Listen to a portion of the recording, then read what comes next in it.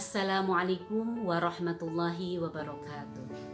Alhamdulillahi rabbil alamin. Nahmaduhu wa nasta'inuhu wa nastaghfiruh wa na'udzu billahi min syururi anfusina wa min sayyiati a'malina. May yahdihillahu fala mudhillalah wa may yudhlilhu fala hadiyalah. Asyhadu an la ilaha illallah wahdahu la syarikalah wa asyhadu anna Muhammadan abduhu wa rasuluh. Alhamdulillah ibu-ibu rahimakumullah, kita bersua kembali dalam kajian rutin kita setiap hari Senin ba'da zuhur. Insya Allah hari ini kita akan mengupas satu tema yang sangat dekat sekali dengan ibu-ibu, yaitu kupas tuntas tentang arisan. Memang arisan ini sangat digandrungi ya oleh kaum ibu. Akan tetapi kita sebagai seorang muslimah tentu menginginkan manakala kita beramal, melakukan satu muamalah, didasari oleh pemahaman, didasari oleh ilmu, agar kita tidak keluar dari rel-rel syariat.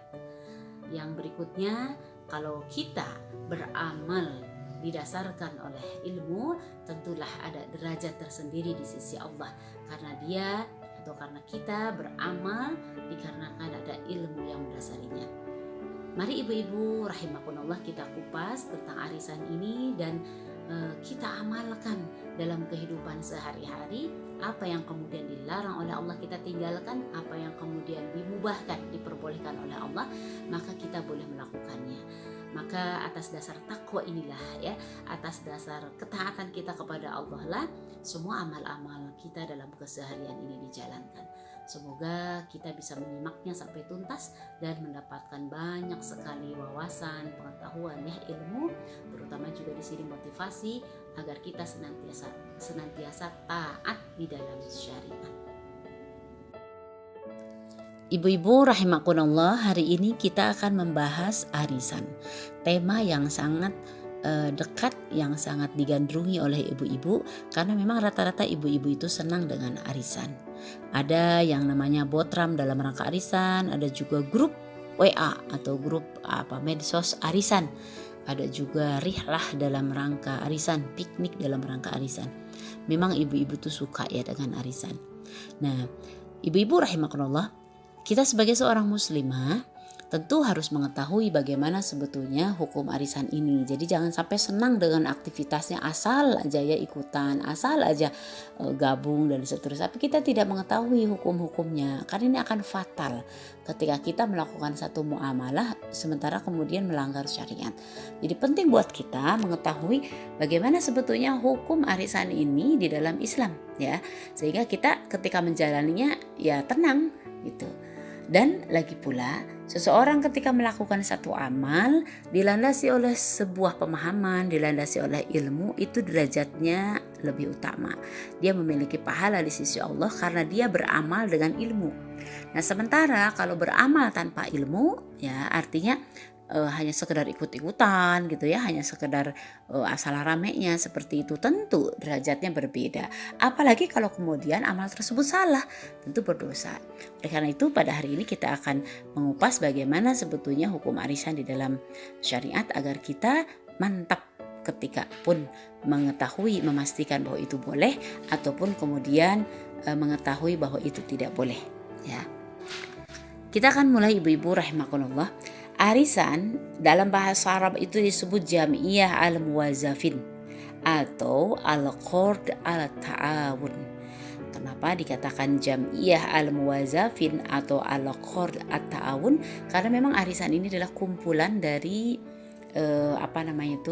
orang-orang ya yang bersepakat untuk kemudian bergabung ya, saling membantu, saling berta'awun ya, dengan saling meminjami. Nah, makanya di sini al-qard ya.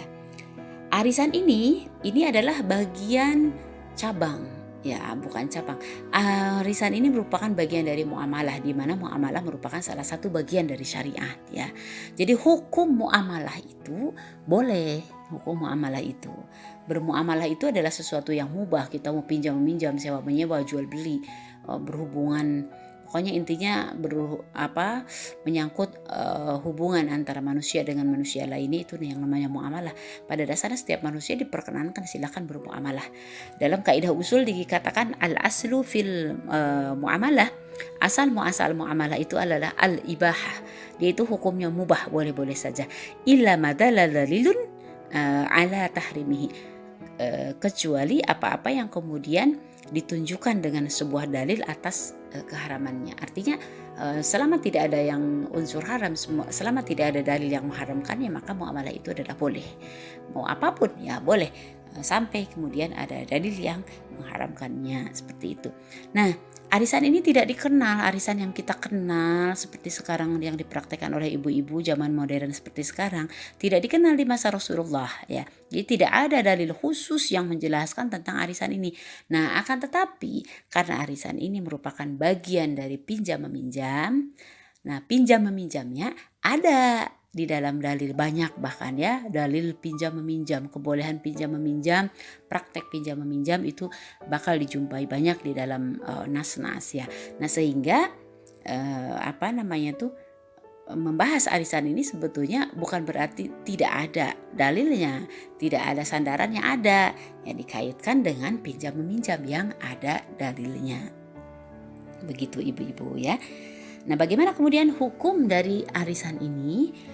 Sebagian besar, sekali lagi ya, berarti mayoritas ulama membolehkan adanya arisan ini. Jadi hukum arisannya itu boleh. Nah, ada sebagian kecil yang mengharamkannya. Nanti kita akan lihat dari sisi mana ya boleh dan tidaknya. Arisan ini hukumnya boleh karena termasuk dalam akad al-qard ya, atau qardun atau pinjaman yang hukumnya memang boleh. Namun jika melanggar hukum syarak tentang pinjaman, arisannya hukumnya tidak boleh atau haram. Sekali lagi ya, karena arisan itu mengikuti hukum pinjaman. Nah kalau ada yang dilanggar, maka kemudian arisannya menjadi haram. Seperti itu ya. Nah kita akan melihat nanti hukum-hukum syariah terkait dengan arisan yang tadi dikatakan boleh itu yang seperti apa. Nah nanti kita akan praktekkan dari poin-poin yang akan Umi sampaikan. Kita praktekkan nih ke praktek arisan yang terjadi di masyarakat seperti sekarang. Apakah sama poin-poinnya ya, sesuai atau tidak? Kalau sesuai berarti boleh, kalau tidak sesuai berarti tidak boleh. Nanti kita akan lihat ya. Gambaran arisan pada umumnya adalah bahwa setiap orang yang tergabung di dalam arisan tadi menyetorkan sejumlah uang dengan nominal tentu yang disepakati, periodenya pun disepakati, berapa hari sekali, berapa minggu sekali, berapa bulan sekali ya arisan itu. Ada yang dengan metode dikocok, kemudian nanti ditetapkan yang keluar itu sebagai pemenangnya dan dia berhak mendapatkan uang sejumlah tertentu ya, seperti itu. Nah ini praktek yang kemudian biasa dilakukan di masyarakat. Nah sehingga Umi akan langsung kepada poin-poin bagaimana kemudian arisan ini harus terpenuhi supaya kemudian dia memenuhi syarat yang diperbolehkan di dalam syariat. Yang pertama, bahwa jumlah uang yang diperoleh oleh pemenang arisan wajib sama dengan akumulasi iuran yang dibayarkan oleh seorang peserta arisan lainnya ya. Selisih kurang atau lebihnya itu adalah riba. Maksudnya apa? Jadi jumlah yang diperoleh oleh si pemenang arisan itu wajib sama dengan akumulasi iuran dari setiap anggota arisan. Kalau misalnya di Baitul Ilmi ini misalnya ya, arisannya itu 500.000, pesertanya adalah 10 orang misal ya, pesertanya ada 10 orang, maka dia akan mendapatkan berapa? 5 dikali 10 orang, 500.000 dikali 10 orang, 500.000 dikali 10 dia akan mendapatkan 5 juta. Nah di sini ada kata-kata selisih kurang atau lebihnya adalah riba. Kenapa? Atas dasar apa disebut riba? Ingat, karena arisan ini mengikuti hukum pinjaman ya. Pinjaman atau al-qard, adanya selisih sedikit atau banyak itu adalah riba. Kita meminjam uang ke orang lain 100.000 harus dikembalikan 110.000, maka 10.000-nya itu adalah riba. Atau juga dikurangin misalnya, jadi bayarnya jadi 90, selisihnya adalah riba. Pokoknya kurang atau lebihnya itu adalah riba. Arisan ini mengikuti hukum pinjaman, jadi nggak bisa kemudian dikatakan oh ini kan buruh buat yang mengoleksinya atau yang capeknya dan seterusnya. Tidak ada, kan ini hukum pinjaman. Ingat, dasarnya pinjaman itu adalah ta'awun, ya, tolong menolong. Nggak boleh kita kemudian berharap akan adanya keuntungan atau adanya laba ya dari arisan ini.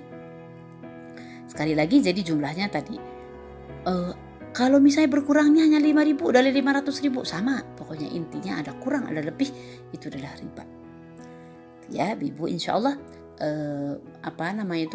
kalau kita yang sudah selama ini dipraktekkan kita sudah paham. Tapi banyak di tempat lain yang kemudian aneh ya, harusnya akumulasinya itu dapat 10 juta tapi dia kemudian mendapatkannya misalnya 9.500.000 itu untuk biaya bla bla bla. Nah seperti itu yang nggak boleh ya.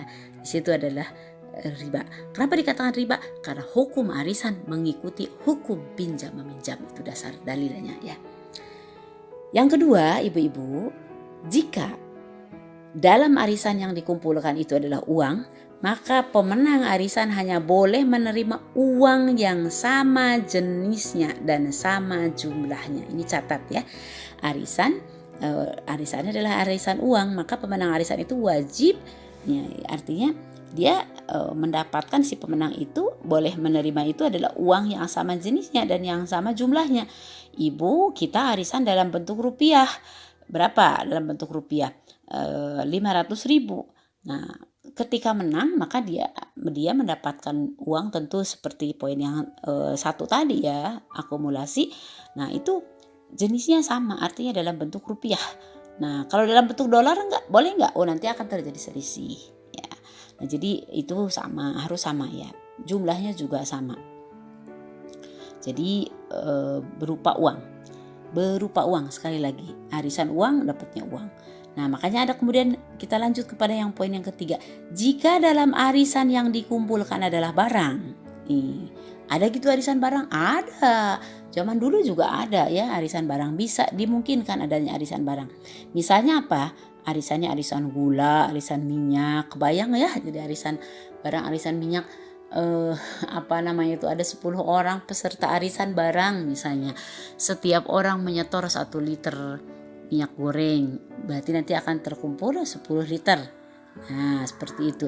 Ini karena memang arisannya adalah arisan barang. Boleh gitu arisan barang? Boleh, tapi ingat ini poin 3. Jika dalam arisan yang dikumpulkan adalah barang, ya maka pemenang arisan hanya boleh menerima barang yang sama jenisnya dan yang sama berat takarannya. Kenapa dikatakan harus sama berat takaran, timbangan dan seterusnya? Ingat, hukum arisan mengacu kepada hukum pinjam meminjam. Kalau kita meminjam minyak itu 3 kilo, maka dikembalikannya harus berapa Bu? 3 kilo. Kalau kita meminjam gula itu 10 kilo, kembalikan 10 kilo. Buat apa ya gula 10 kilo? Nah saya seperti itu. Praktek arisan barang ini yang Umi tahu dulu itu di daerah-daerah ini masih banyak dipraktekkan, misalnya untuk kenduri, untuk apa? Untuk hajatan ya. Jadi kayak disupport gitu, dibantu. Nah, ini minyaknya dikumpulin nanti dibayar gitu. Nah, dibayarnya bukan dibayar, maksudnya nanti bergiliran, ada yang kemudian hajat berikutnya, ya mau hajatan berikutnya dan seterusnya, bisa dimungkinkan seperti itu. Tapi yang harus diperhatikan adalah bagaimana memperhatikan jenis, berat dan takarannya. Wah misalnya ya, misal nih, ini misalnya Bu ya, misalnya adalah minyaknya yang satu mereknya merek ini, yang satu minyaknya minyak curah, minyak murah. Nah itu nggak boleh karena harus kualitasnya sama ya, berat dan takarannya juga sama. Jadi kalau disimpulkan, poin kedua dan poin ketiga ini harus terpenuhi dilihat dari sisi uang arisannya apa, uang atau barang. Kalau uang dia harus dapatnya uang lagi, kalau barang dia harus dapatnya barang lagi. Tidak boleh diselisihi. Arisan uang dapat barang, arisan barang dapat uang, atau dicampur-campur seperti itu ya. Kita lanjut ibu-ibu pada poin yang keempat ya. Poin yang keempat adalah tidak boleh mencampur adukan antara arisan uang dengan arisan barang. Ini masih menyangkut ke poin yang tadi ya, yang 2 dan 3. Jadi kalau arisan uang dia mendapatkan uang, arisan barang dia mendapatkan barang. Nah, tidak boleh kemudian mengumpulkannya barang tapi kemudian yang didapat pingin uang. Sebaliknya juga tidak boleh yang dikumpulkannya uang kemudian di akhir dia pingin mendapatkan uang. Menyalahi akad. Itu yang pertama, menyalahi akad. Yang kedua adalah bahwasanya jangan lupa bahwa arisan ini mengikuti hukum pinjam meminjam. Ketika kemudian dari barang yang dikumpulkan, nanti kemudian uang yang didapat, nanti akan terjadi selisih antara harga barang dengan uang, dengan nominal uang. Demikian pula kalau kemudian uang ke barang, itu akan terjadi selisih. Ya, akan terjadi selisih perbedaan dari katakanlah yang dapat periode ini mungkin barangnya sedang mahal, nanti lagi kemudian lagi murah dan seterusnya. Nah, makanya di sini kenapa Islam itu sangat mengedepankan bagaimana kemudian kesesuaian dengan akad di awal, ya, bahwasanya akadnya itu adalah akad arisan uangkah atau arisan barangkah. Itu yang keempat. Nah, yang kelima, apakah kemudian dimungkinkan seseorang itu arisan ini sebetulnya tujuannya adalah untuk barang, untuk mendapatkan barang, seperti halnya yang banyak dipraktekkan pada saat ini. Jadi dulu juga ada jamaah yang kemudian bertanya bagaimana kalau yang dikumpulin uang tapi kemudian nanti itu sebetulnya ditujukan untuk mendapatkan sebuah barang. Nah, ini masuk dalam poin 5 yang akan dibahas, bahwasanya ketika pemenang arisan itu ingin mendapatkan barang dari arisan uang tentunya, maka dia harus memenuhi beberapa syarat. Nah, nanti kita akan lihat, berarti di sini sebetulnya tidak ada pada dasarnya, maksudnya tidak ada arisan uang dapat barang atau arisan barang dapat uang, karena nanti akan ada akad lain, ya. Jadi akan ada akad lain, yaitu akad jual beli barang setelah uang arisan itu diterima, gitu ya. Nah, jadi poin kelima seperti itu, ada akad lain, yaitu akad jual beli setelah uang itu diterima. Berarti di sini di awal itu harus apa? Harus dikatakan bahwa arisan ini adalah untuk membeli. Untuk mengumpulkan uang. Nanti kalau pengen barang, kita akan berjual beli dibelikan, ya, istilah dibantu untuk dibelikan barang, seperti itu. Kemudian kita akan menginjak kepada yang kelima.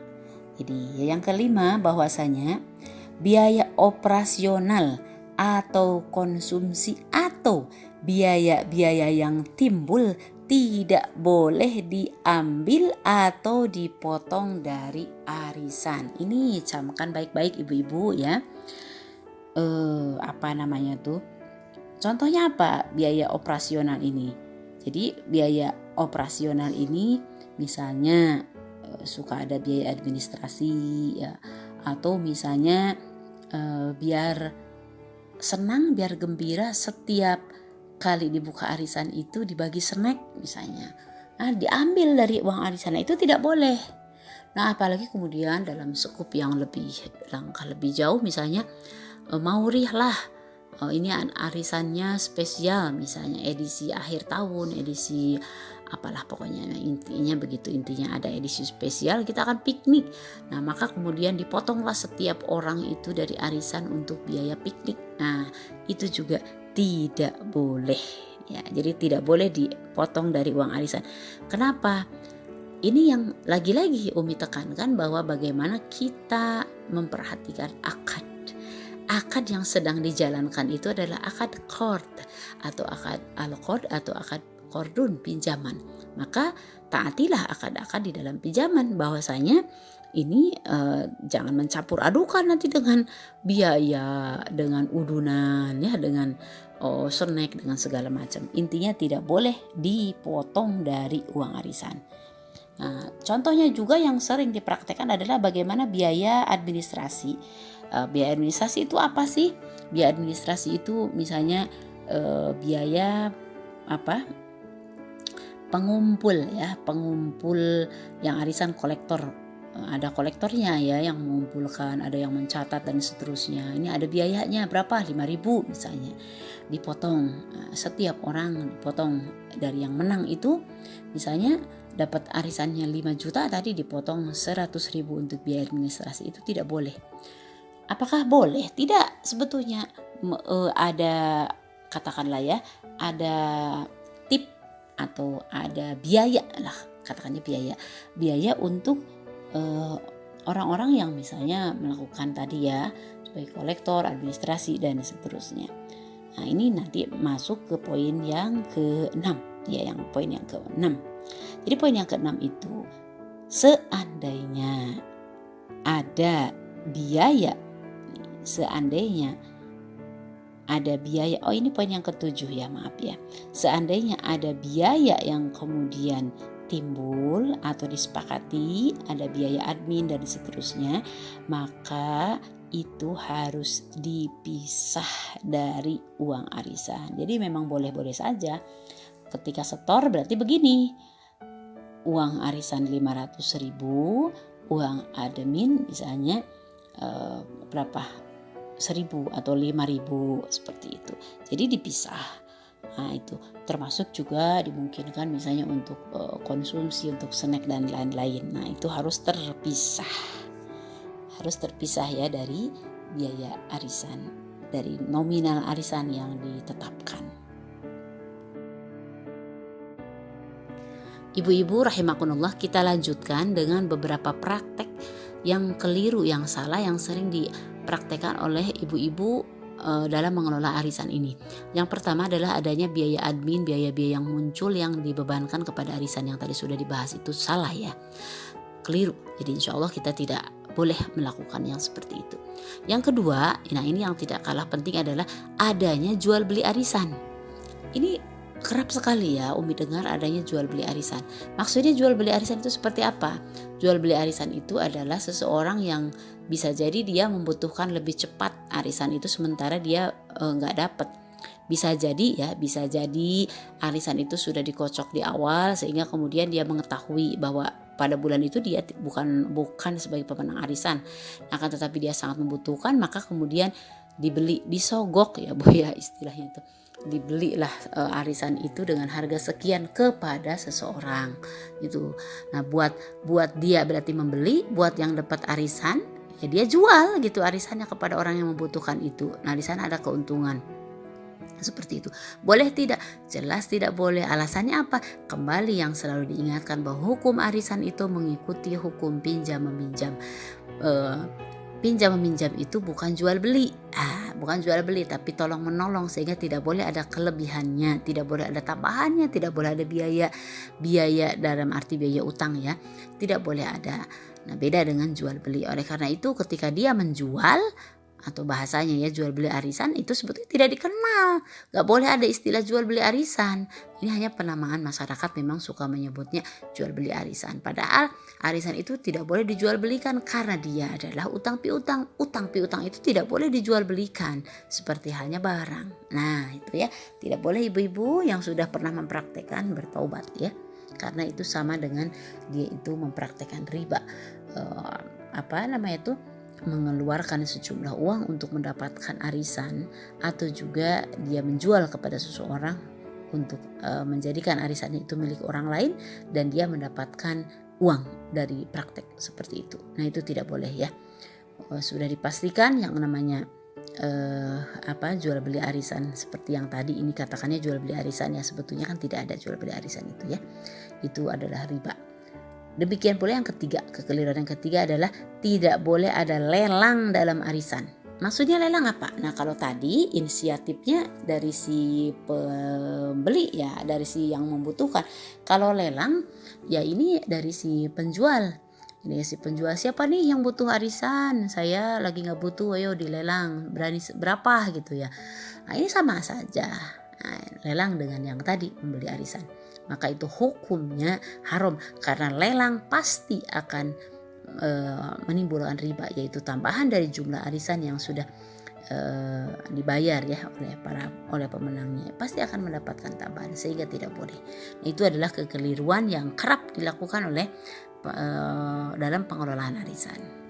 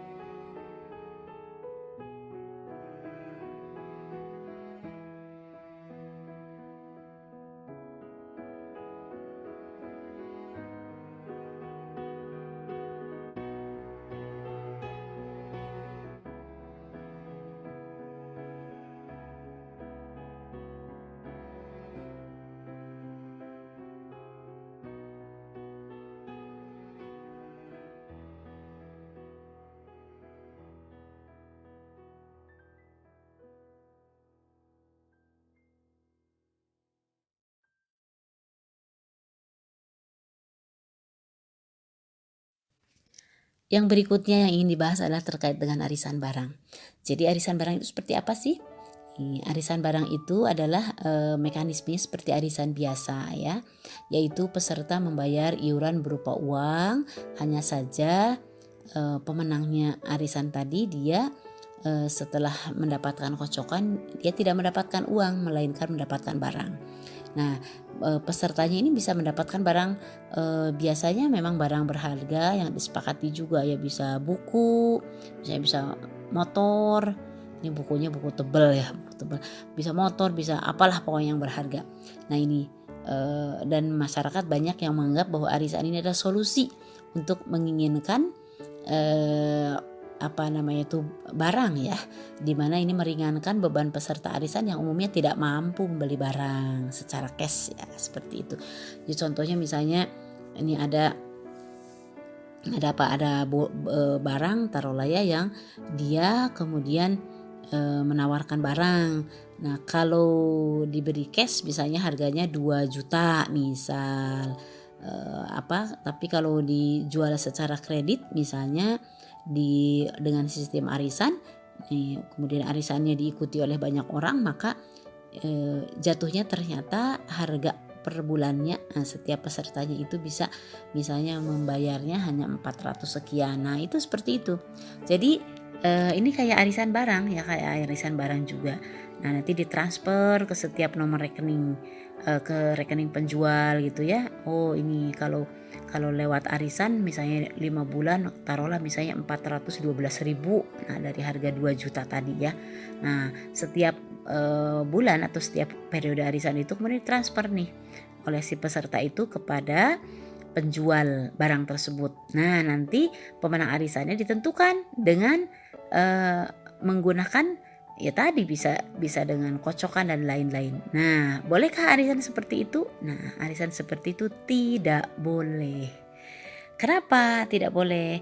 Karena arisan, sekali lagi arisan barang itu dia melanggar hukum tentang pinjaman, yaitu bahwasanya pinjaman dalam akad qard wajib dikembalikan dalam jenis barang yang sama dan dalam kuantitas yang sama.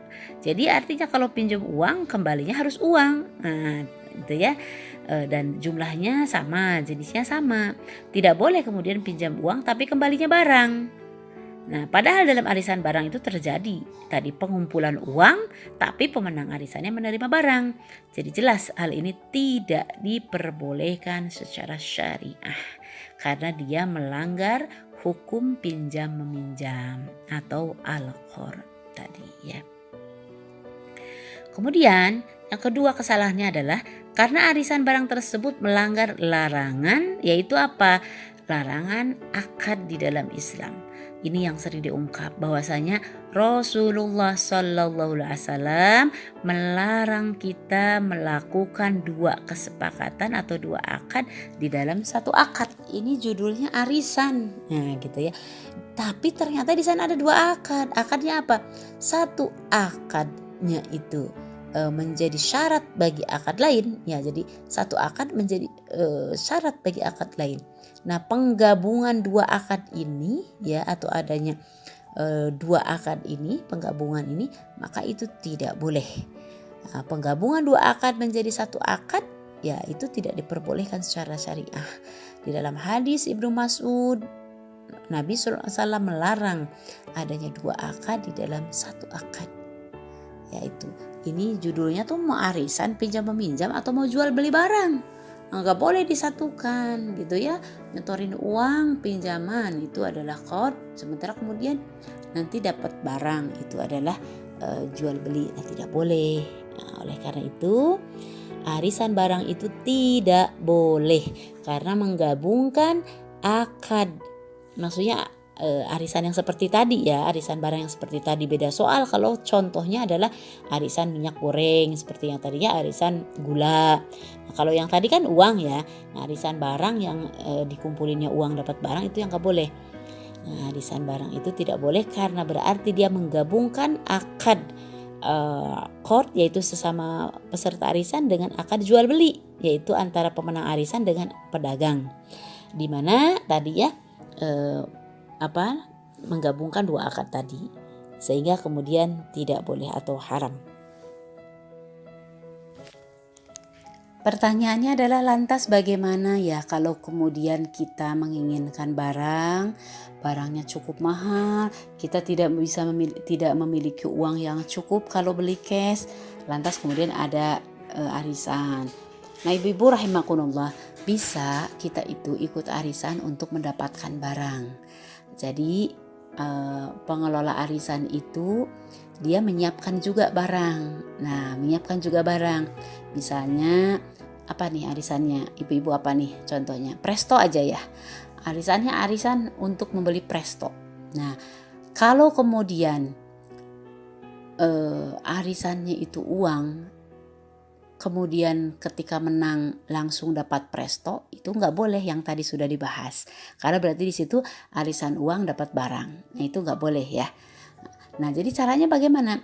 Caranya adalah diberikan opsi, taruhlah arisan ini diperuntukkan, misalnya diperuntukkan ditujukan ibu-ibu itu karena pingin presto, disiapkan ya, ada opsi untuk beli presto. Jadi ibu-ibu silahkan mau ikut arisan, nanti ibu dapat uang. Bisa juga kalau uang ini ditujukan untuk beli presto, tapi harus diberikan opsi. Jadi si peserta arisan itu diberikan opsi, artinya apa? Ya tadi ditawarkan silahkan kalau mau beli presto, tapi harus ada akad jual beli setelah akad arisan uangnya itu sempurna. Jadi nanti ada akad yang mengikutinya. Tetap dia ikut arisan, misalnya dapatnya kalau presto 5 juta mahal banget ya. Misal ini jadi diturunkan arisannya 50.000. Harga prestonya misalnya karena 10-an 500.000 misalnya begitu. Jadi dia sempurna dulu dapat uang 500.000. Nah, nanti ada akad baru yaitu akad jual beli dengan penjual tentunya ya, yaitu bisa dengan penjual, bisa dengan seseorang tadi ya. Nah, intinya nanti ada akad jual beli. Di sini jelas tidak mencampur adukan seperti halnya tadi ya, penggabungan dua akad. Tetap dia akadnya adalah akad pengumpulan uang, nanti kemudian beli barang. Nah, itu ya, beli barang atau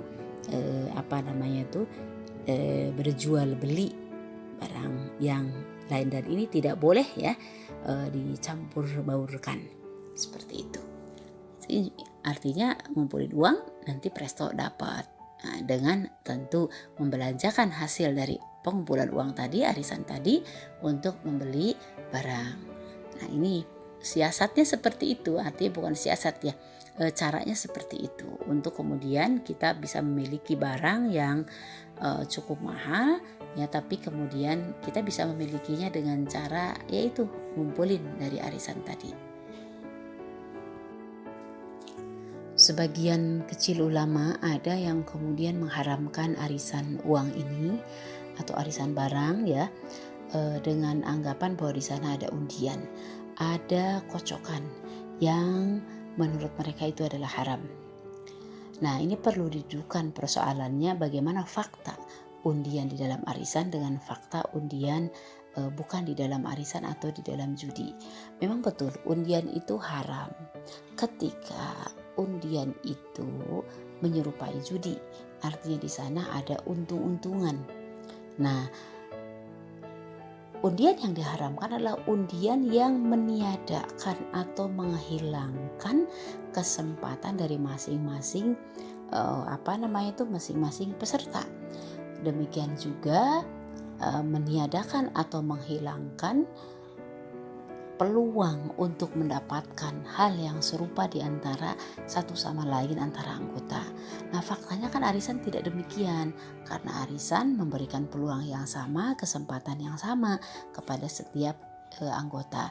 Nah, undian yang haram adalah undian sebagaimana judi, di mana setiap orang menyetorkan uang, ya, memasang uang, dan di sana kemudian nanti ada yang dikalahkan, ada yang hilang dia uangnya, ada yang tadi tidak mendapatkan apa-apa, ada juga yang lebih besar, ada juga yang lebih kecil. Nah, artinya di sini setiap peserta itu tidak setara, tidak sama, tidak mendapatkan hal yang sama, hilang hartanya. Nah, ini tidak terjadi pada arisan. Oleh karena itu jelas berbeda undian di dalam arisan dengan undian judi. Undian di dalam arisan semata-mata ini hanya untuk menentukan urutan. hanya urutan saja, di mana mau urutan pertama, mau urutan kedua, ketiga, dan seterusnya, semuanya memberikan kesempatan yang sama, artinya memiliki kesempatan yang sama. Nanti nominal uang yang didapatkan oleh yang pertama, yang kedua, dan yang ketiga juga sama. Artinya di sini semuanya sama-sama mendapatkan haknya sebagai peserta arisan, dan tidak ada yang hilang, tidak ada yang berkurang, tidak ada yang berlebih. Nah, inilah fakta dari undian. Dalil berikutnya bahwasanya undian seperti ini boleh adalah bagaimana kemudian Rasulullah dulu juga mempraktikkan undian terhadap istri-istrinya. Manakala akan dipilih siapa dulu nih yang ikut dengan Rasulullah. Kalau Rasulullah itu ketika bepergian atau ketika pergi berperang, berjihad, tidak semua istri itu dibawa. Nah, akan tetapi digilir. Nah, ini ya tepat itu digilir. Siapa dulu nih yang ikut? Nah, nanti berikutnya siapa. Nah, itu diperkenankan undian ini.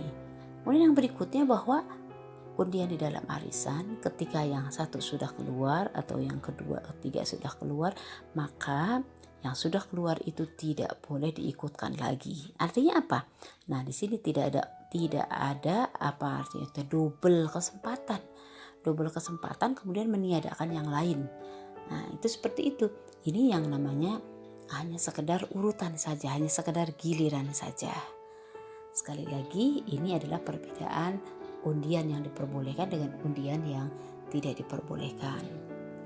Kemudian yang berikutnya, bagaimana mekanisme dari kocokan arisan ini? Ini bisa dilakukan dengan sudah diurut ya, artinya dari kocokan yang pertama nanti boleh-boleh saja kemudian adanya negosiasi. Misal nih ya, yang si A keluar nomor sekian, ternyata ada yang pingin ditukar, saya pingin kebagiannya nomor sekian, boleh-boleh saja itu dilakukan, tapi semuanya harus melalui akad yang syar'i. Akad yang syar'i itu yang seperti apa? Yaitu terjadinya kesepakatan itu adalah antara orang yang keluar yang dimaksud ya dengan yang kemudian yang menginginkannya. Ini sama dengan tukar menukar atau tukar tempat ya. Tukar tempat urutan dia dapat piutang gitu ya. Yang mengutang dari yang piutang. Ini hanya sekedar begitu. Kalau misalnya ditukar misalnya yang nomor urut 1 nih, berarti dia mendapatkan kesempatan untuk dia dipinjemi oleh teman-temannya lah, katakan begitu, yaitu pertama. Kemudian yang kedua dan seterusnya. Jadi harus diselesaikan bukan oleh si pengelola arisan. Taruhlah misalnya ada kan ya ketua arisannya siapa nih. Nah, bukan kemudian mengajukan kepada ketua arisan lantas kemudian ketua arisan ngotak-ngatik dari nama-nama yang sudah keluar. Gak boleh seperti itu. Kenapa? Karena sudah ditetapkan ini yang keluar. Maka negosiasi itu atau kesepakatan keridhoan itu hanya atas kesepakatan dari masing-masing yang sudah menempati urutan-urutan tadi. Nah, ini juga salah satu bentuk bagaimana kemudian Islam sangat memperhatikan masalah akad. Jadi tidak boleh kita merampas hak orang lain, menzolimi orang lain ya, termasuk juga di dalamnya adalah mengambil hak dengan tidak berakad terlebih dahulu. Ini yang harus diperhatikan. Jadi ibu-ibu rahimakumullah, arisan yang sesuai dengan syariat itu adalah arisan yang dia dimaksudkan untuk pinjam meminjam, karena memang akad muamalahnya pinjam meminjam ya, tolong menolong dengan temannya seperti itu, yang dia terjaga dari gambling, dari judi, dari peniadaan hak, dari peniadaan kesempatan, dan juga dari adanya riba, baik itu tambahan, kekurangan yang orang suka mengatakan biaya ini dan itu. Boleh-boleh saja kita memberikan atau menyepakati adanya tambahan biaya, apakah itu untuk konsumsi, untuk administrasi dan lain-lain, tapi itu dibayar di luar nominal arisan, dibayar di luar setoran arisan. Kalaupun tidak ada biaya-biaya seperti itu nggak jadi masalah, karena memang kan dasar dari pinjam meminjam itu tahun. Insya Allah buat orang yang mengelolanya, dia amanah, dia baik, maka itu akan menjadi pahala. Karena memang kalau yang pinjam meminjam itu kan tidak bermotif madiyah, tidak bermotif untuk kemudian, dalam arti madiyah itu untuk mendapatkan keuntungan. Ya, makanya kalau ingin mendapatkan keuntungan dari pinjam meminjam itu namanya adalah riba. Mudah-mudahan dengan penjelasan ini kita semua menjadi faham, dan kemudian kita bisa menempatkan, bisa memastikan bahwa yang kita ikuti itu tidak bertentangan dengan syariat.